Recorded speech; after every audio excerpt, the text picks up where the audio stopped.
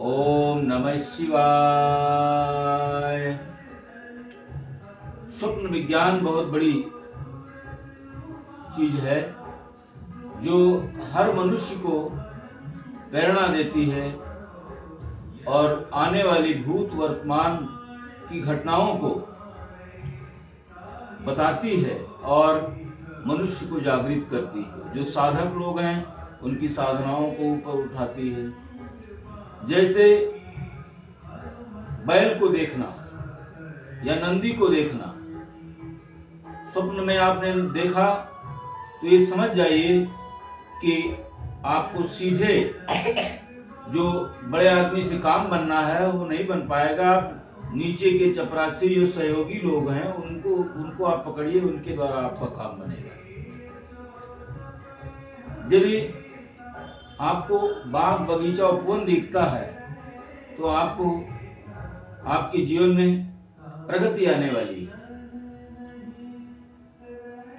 आपको लहराती हुई फसल दिखती है, पकी हुई फसल दिखती है तो समझ जाइए कि अब आपने जो कर्म किया है, मेहनत किया है, उसका तुरंत फल मिलने वाला है। यदि आपको नदी दिखती है बहती हुई तो आप समझिए कि आप जल्दी अपने जीवन स्तर को ऊंचा उठाने वाले हैं और सहज आपका जीवन होगा। यदि पत्थर ही पत्थर दिखते हैं तो आप समझ जाइए कि संघर्ष है, कठिनाइयां, उसके बाद आपको सफलता मिलेगी। बंद करो। इस तरह से हमारे जीवन में सफलताओं का दौर प्रारंभ हो जाता है और हम समझ जाते हैं। फ्रांस में एक महिला थी एला, उसका पति फौज में लड़ने गया था और आगे जाकर के वो फंस गया और वहां एक पहाड़ी में फंस कर गिर गया। नीचे पत्थर में फंसा हुआ था, ऊपर से मिट्टी पड़ी थी।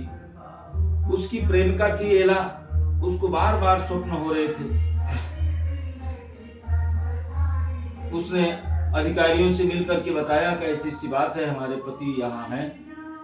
कुछ लोगों ने अनदेखी की, लेकिन बार बार जब उसने प्रार्थना की तो उसके साथ कुछ लोग गए और उसी स्थान को जहाँ बार बार स्वप्न में देखती थी, नीचे देखा, खुदाई की तो उसका पति अगर 2, 4, 10 घंटे और नहीं आ पाते तो उसकी जान चली जाती। लेकिन उसकी पत्नी की दिव्य प्रेरणा ने, उसकी पुरुषार्थ ने अपने पति की जान को उसने बचा लिया। तो इस तरह से ये स्वप्न हम अवचेतन मन की तरंगों को पकड़ते हैं और हमें झकझोर देते हैं, हमें मजबूर कर देते हैं आगे बढ़ने के लिए या अपने जीवन में परिवर्तन लाने के लिए। ये हमारे जीवन के चित्त में समाये होते हैं। चित्त में जन्म जन्मांतर की मेमोरी है और हमारे कर्म फल भी भरे हुए हैं। इसलिए इनके संकेतों को समझना चाहिए। खुद न समझ पाए तो किसी सुधी जन से पूछ करके इन स्वप्नों पर हमें विचार करना चाहिए। हमारे पास तो पूरी डायरी भरी है बचपन से लेकर अब तक, तो हम उस जीवन में अपने इन स्वप्नों से अपना कल्याण कर सकते हैं।